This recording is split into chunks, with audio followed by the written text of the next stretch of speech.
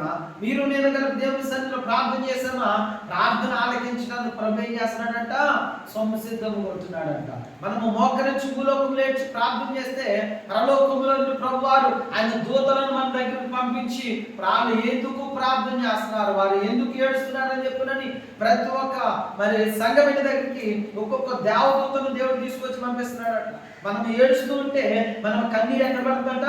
భూమి మీద పడుతుంది. కానీ భూమి మీద పడుతున్నటువంటి కన్నీరు ఎక్కడికి వెళ్తుంది చెప్పండి, దేవుని పాదాల దగ్గరికి వెళ్తుంది. దేవుని పాదాల దగ్గరికి వెళ్తే ఆ దేవుని పాదాల దగ్గర దేవుని బిడ్డరా ఆ కన్నీరు చూపిస్తే ఆ కన్నీరు చెబుతున్నదంట ఏమనికో, ఈ కన్నీరు భర్త మార్పు కొరకు, ఈ కన్నీరు బిడ్డల ఆరోగ్యం కొరకు, ఈ కన్నీరు కుటుంబ రక్షణ కొరకు, ఈ కన్నీరు దేవుని సన్నిధిలో ఆరోగ్యం కొరకు, ఈ కన్నీరు అప్పుల కోసము, ఈ కన్నీరు వ్యాధుల కోసము, ఈ కన్నీరు బిడ్డల